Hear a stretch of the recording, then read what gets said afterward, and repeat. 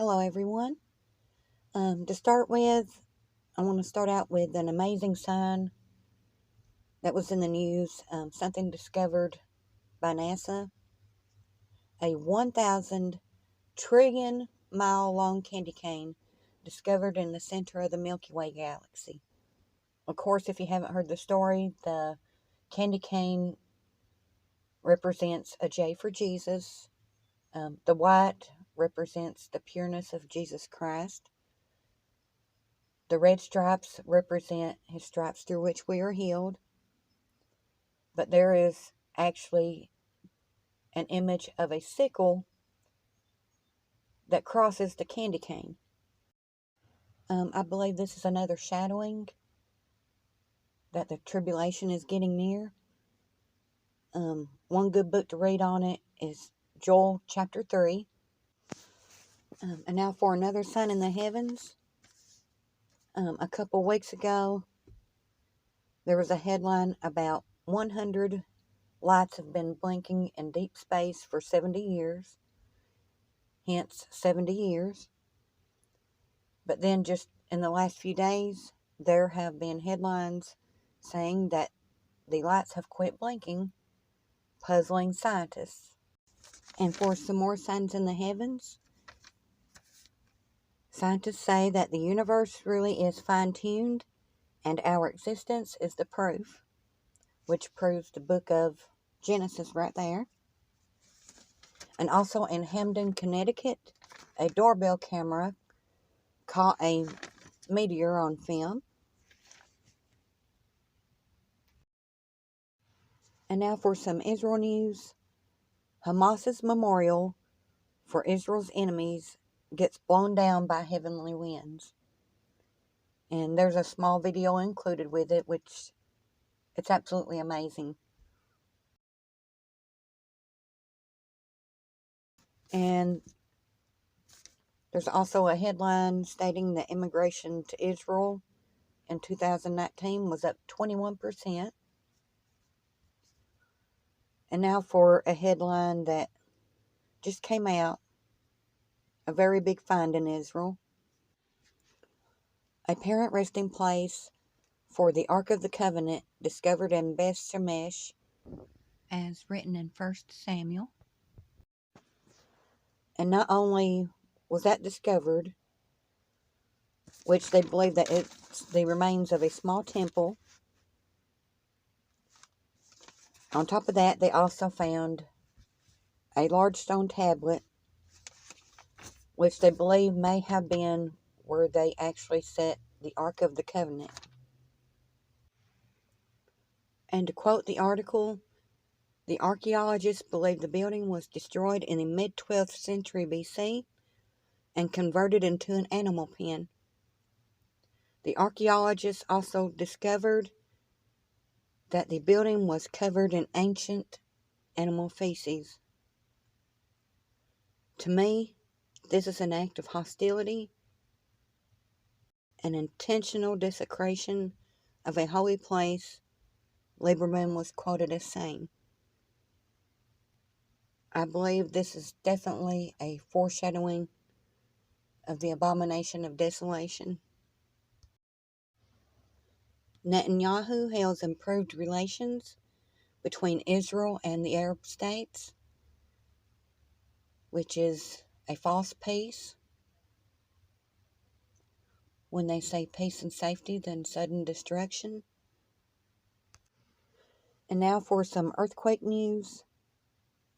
Of course, there's many earthquakes worldwide daily, so these are just a few of them.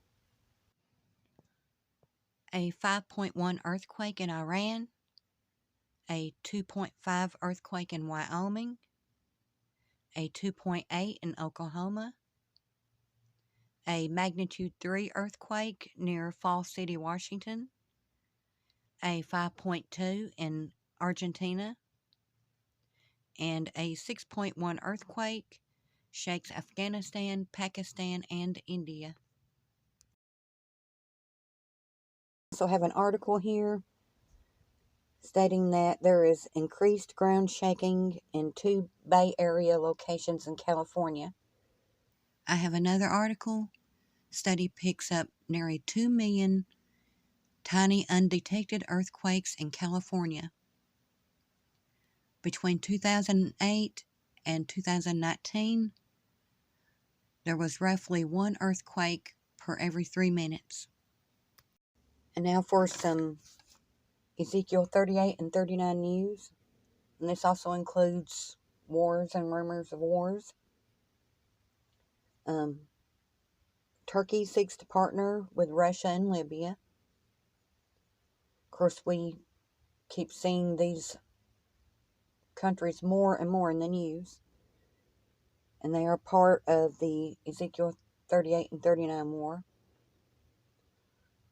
U.S. sends experts to raise oil output in southeast Syria. Syria also says possible drone attacks hit 3 oil and gas facilities. Also, Syria says Americans will leave and may face new conflict if they do not. And now for epidemic news. The Ebola epidemics continue in the Congo. So far, since the middle of last year, there have been over 3,000 people infected, killing over 2,000, which makes it the second worst Ebola outbreak on record. However, there is some good news. The first Ebola relapse recorded in the Congo. And in Samoa, the measles epidemic continues with now 79 dead. For some technology news, MIT develops a dye for storing medical records under the skin.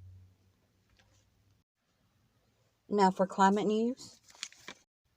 Colorado State University states that research indicates that bird migration timing is skewed by climate.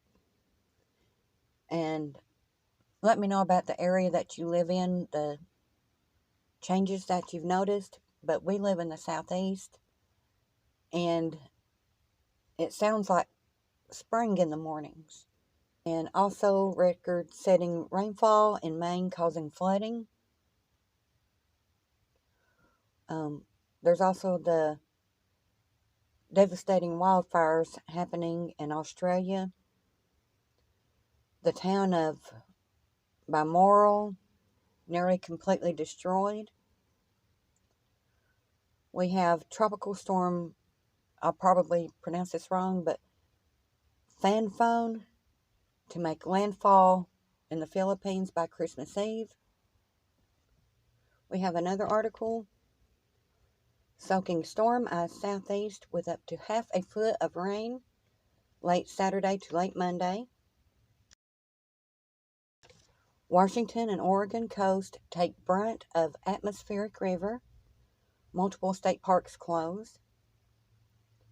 The waters off of the California coast are acidifying.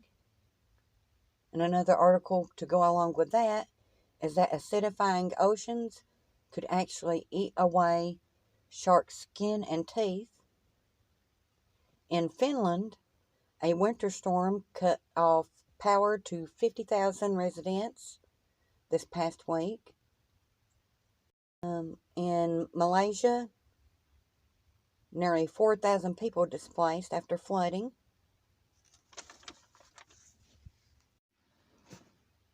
And in another headline, an atmospheric river, tropical downpours, and unseasonably warm weather to kick off the holidays.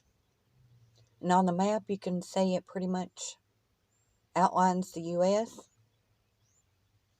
It starts from the west coast, goes around all the way down to the Texas coast, with the worst areas being Washington and Oregon and the southeast. And another interesting headline, Earth's magnetic North Pole is heading for Russia, and scientists are puzzled. Those who have ears to hear. You know what we're going to hear? Hold on. You've not denied my name. You've kept my word. I'm coming soon. I'm coming quickly. You just hang on.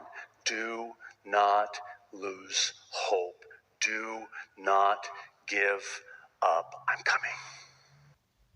The A is for acknowledge or admit that you're a sinner, that you need the Savior. This is repentance. This is a change of mind, a turning from your sin and acknowledging of your sin and a turning to the Savior for forgiveness of sin. Here's the B. It's for believe in your heart that Jesus Christ is Lord and that Jesus rose from the dead. This is Romans 10, 9, and 10. It says, if you believe in your heart that God raised Jesus from the dead, you will be saved. Not you might, not you could, not you should, not you might. No, you will be saved. And then the C, lastly, is for call upon the name of the Lord. Or as Romans 10, 9, and 10 also says, if you confess with your mouth Jesus is Lord and believe in your heart that God raised him from the dead, you will be saved. And here's why. For it is with your heart that you believe and are justified, and it is with your mouth that you confess and are saved.